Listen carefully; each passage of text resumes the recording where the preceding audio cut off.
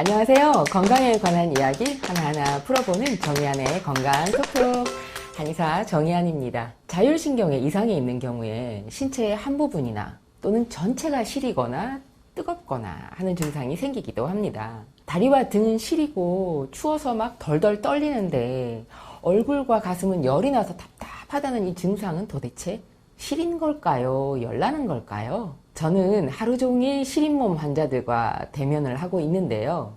오늘은 치료 사례를 중심으로 한 시린 몸 환자 이야기입니다. 삼복더위에 딸과 함께 처음 내원하신 여사님이 있었습니다.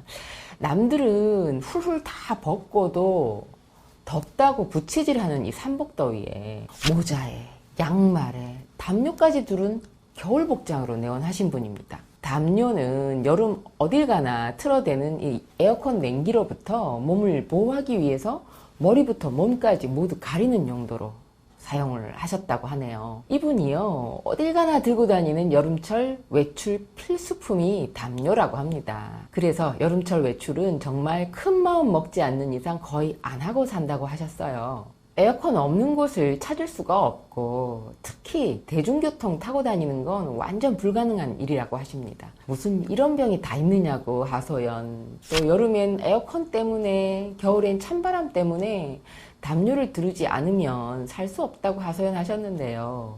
이분을 자율신경 기능 이상으로 시린 몸이 생긴 걸로 진단을 하고요. 한약 처방과 약침 치료 꾸준히 진행을 했습니다.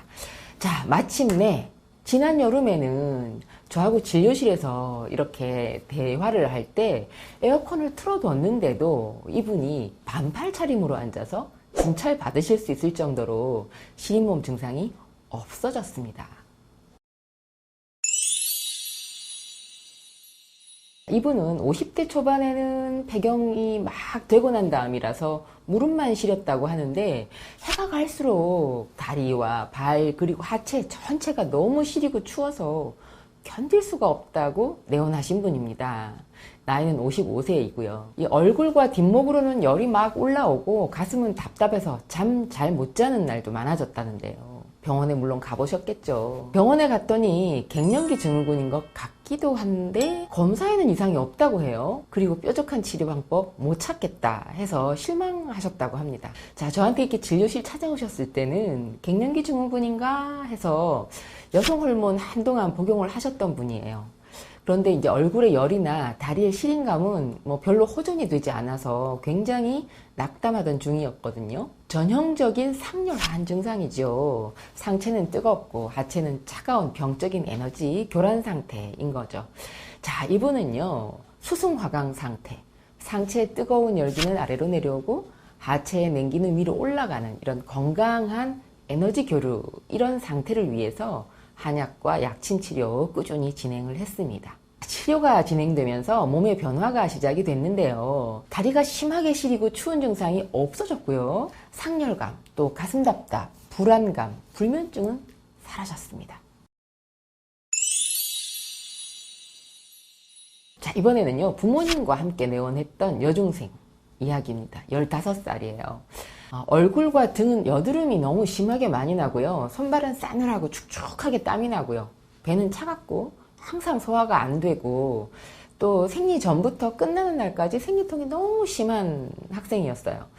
또 소화가 더 안 돼서 생리 기간 동안 늘 느글느글하고요. 막 구역질 나고 밥 전혀 못 먹을 정도로 증상이 심해서 생리할 때는 항상 학교 조퇴를 했다고 합니다. 그리고 손발이 차갑고 축축한 것 때문에 이게 심리적으로 위축되잖아요.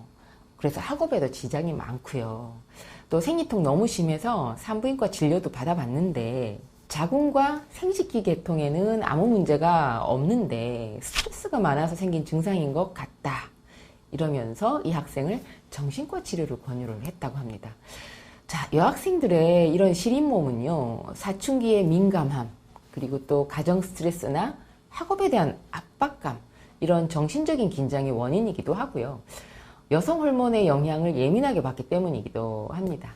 자, 그래서 손발이나 배가 찬 증상만 있는 것이 아니라 복통, 설사, 두통, 또 어지러움, 손발 저림, 식은땀, 그리고 다한증, 생리전 증후군, 생리통, 생리불순, 만성피로, 불면 이런 다양한 증상들이 함께 오죠. 치료가 진행되면서 생리 전후 그리고 시험 때 증상이 더했다 덜했다 하면서 호르몬 변화에 따라서 컨디션 업다운이 있기는 했지만 전반적으로 증상이 조금씩 안정됐고요.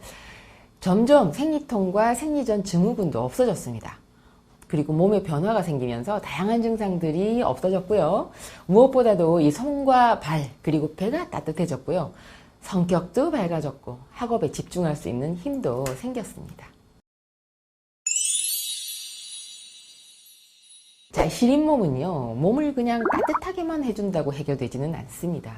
시린몸을 민감하게 받아들이고 증폭시키는 이 교감신경과 또 안정시켜주는 부교감신경 기능에 문제가 생긴 걸 해결을 해야 증상이 없어지고 몸 상태가 좋아집니다. 국소적으로 시리거나 전신이 시릴 때, 또 자율신경계 균형을 잡을 수 있도록 전문가의 치료를 받으시길 바랍니다.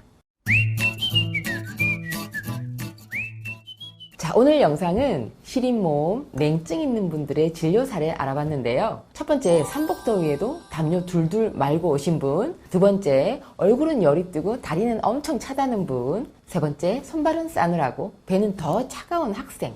이런 진료 사례를 함께 살펴봤습니다. 오늘 영상 보신 분들, 날씨가 더운데도 담요, 핫팩 필요한 분이신가요? 에어컨, 선풍기 바람 견디지 못하는 분이신가요? 시린몸, 냉증일 수가 있으니까 전문적